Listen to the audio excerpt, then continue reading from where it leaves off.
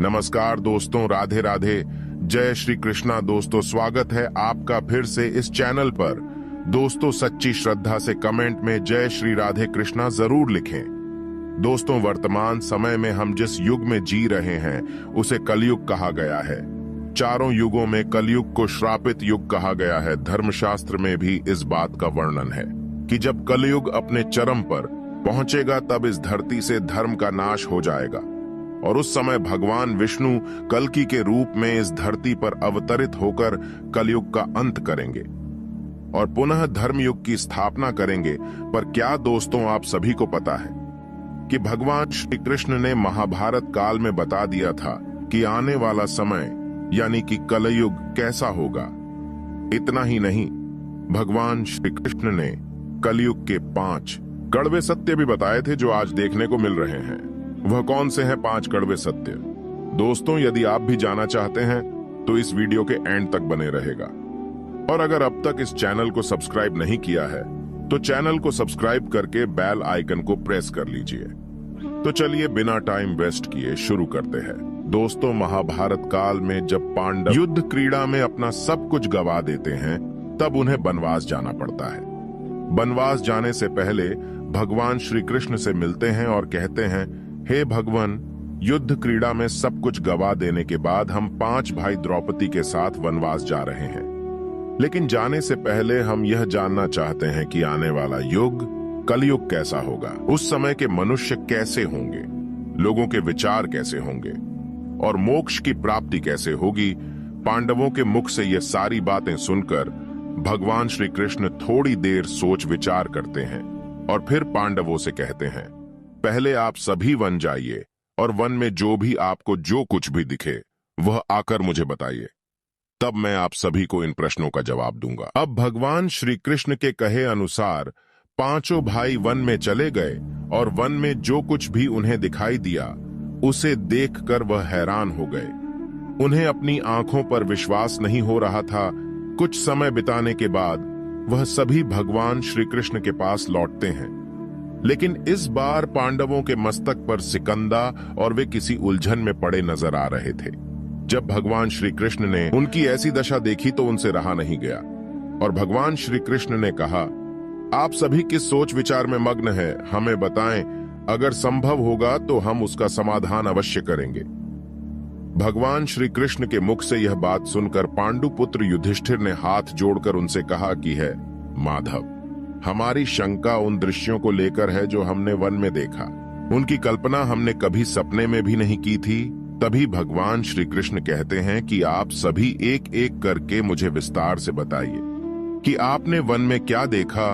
इसमें सबसे पहले युधिष्ठिर कहते हैं, हे द्वारका नरेश, हम सभी 5 भाई वन में अलग अलग दिशाओं में भ्रमण के लिए निकल गए थे। जब मैं अकेला वन में भ्रमण रहा था तब मैंने 2 सूंड वाले हाथी को देखा। अब आप मेरी इस शंका को दूर कीजिए कि भला एक एक हाथी के 2 सूंड कैसे हो सकते हैं। अब अर्जुन की बारी होती है। अर्जुन बताते हैं कि उन्होंने एक ऐसे पक्षी को देखा जिसके पंखों पर वेद की रचनाएं लिखी हुई थीं और वह मुर्दे का मांस खा रहा था। अर्जुन के बाद भीम बताते हैं कि उन्होंने वन में एक ऐसी गाय को दिखा जिसने अपने बछड़े को जन्म के बाद चाट रही थी कि उसके शरीर से खून आने लगता है। इसे देखकर मैं हैरान रह गया कि कोई माता अपने बच्चों के साथ ऐसा कैसे कर सकती है। अब भगवान श्री कृष्ण सहदेव से पूछते हैं कि सहदेव, तुमने वन में क्या देखा? तो सहदेव ने कहा कि मैंने एक जगह बहुत से कुएं को देखा जहां हैरानी की बात यह है कि आसपास के सभी कुएं में पानी था और बीच का कुआं खाली था। बीच का कुआं गहर भी है लेकिन फिर भी उसमें पानी नहीं है। ऐसा कैसे संभव है?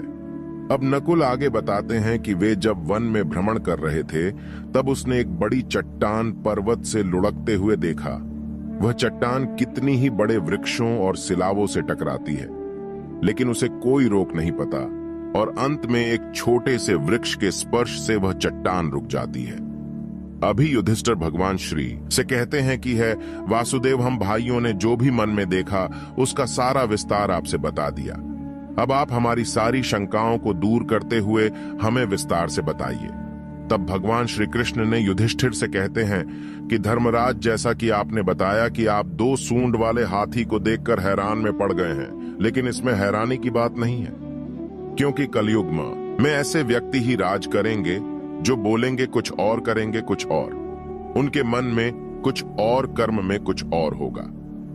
यह लोग शोषण करने का एक भी मौका हाथ से जाने नहीं देंगे, यह बस अपने ही हित की बात सोचेंगे। अब भगवान श्री कृष्ण अर्जुन से कहते हैं कि है पांडुपुत्र अर्जुन, तुमने वन में एक ऐसे पक्षी को देखा जिसके पंख पर वेद की रचनाएं लिखी हुई थीं और वह मुर्दे का मांस खा रहा था। लेकिन इसका मतलब यही है कि कलयुग में ऐसे ही लोग होंगे जो कहने को तो विद्वान ज्ञानी पुरुष कहलाएंगे, किंतु इनका आचरण राक्षसी होगा। उनके मन में यही होगा कि जल्दी किसी की मृत्यु हो और उसकी संपत्ति के मालिक खुद बन जाए। कलयुग में मनुष्य के लिए सबसे ऊपर धन और संपत्ति होगा और कुछ गिने चुने शख्स ही वास्तविक संत होंगे। इसके अलावा कलयुग में ज्यादातर इंसान अपनों को ही ठग कर आगे बढ़ने के विचार में होंगे। अर्जुन के बाद भगवान श्री कृष्ण भी हमसे कहते हैं कि हे भीम, जैसा कि आपने देखा कि एक गाय अपने बछड़े को इतना चाटती है कि उसके शरीर से खून आने लगता है, ठीक इसी तरह कलयुग का मनुष्य अपने बच्चों पर इतना प्यार लुटाएगा कि उसका विकास रुक जाएगा।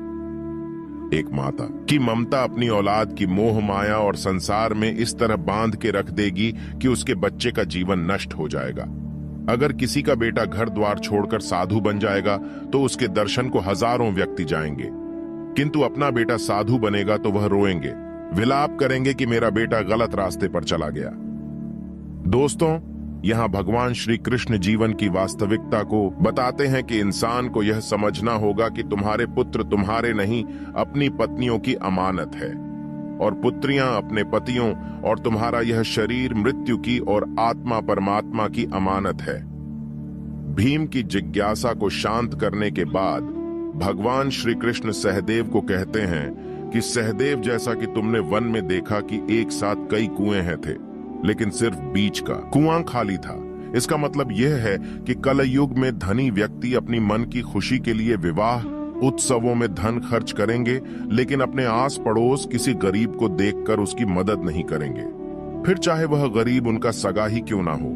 अपनी मौज मस्ती के लिए, खुद को खुश रखने के लिए वह शराब, कबाब और फैशन में पैसे उड़ाएंगे, लेकिन किसी के आंसू को पूछना अपना कर्तव्य नहीं समझेंगे। कलयुग में अन्न तो होगा और धनी लोग उसका उपभोग करेंगे, लेकिन गरीब व्यक्ति एक एक दाने के लिए तरसेंगे और ऐसे ही मर जाएंगे। भगवान श्री कृष्ण की यह सारी बातें सुनकर सहदेव थोड़े दुखी हो जाते हैं, लेकिन इस कटु सच के सामने वह क्या ही कर सकते थे। अब भगवान श्री कृष्णा नकुल से कहते हैं कि नकुल, जैसा कि तुमने वन में देखा कि एक बड़ी चट्टान पर्वत से लुढ़कती हुई बड़े बड़े वृक्षों और विशालकाय चट्टानों से टकराती हुई आती है। वह रुक नहीं पाती है, लेकिन एक छोटा सा वृक्ष अपने स्पर्श से ही उसे रोक देता है। इसका मतलब है कि मनुष्य की बुद्धि क्षीण होती जाएगी और उसके जीवन का पतन होगा, लेकिन उसके पतन को एक धन रूपी वृक्ष रोक नहीं पाएगा, पर हरि नाम रूपी एक छोटा सा पौधा व्यक्ति का पतन रोकने के लिए सक्षम होगा। अतः कलयुग में हरि नाम ही एक मोक्ष का मार्ग होगा, अगर व्यक्ति धन का लालच छोड़कर भगवान की भक्ति में रम जाएगा। हरि नाम का जप करेगा तो निश्चय ही उसे कोई दुख तकलीफ नहीं होगा और मरने के बाद भी उसे भगवान के चरणों में जगह मिलेगी।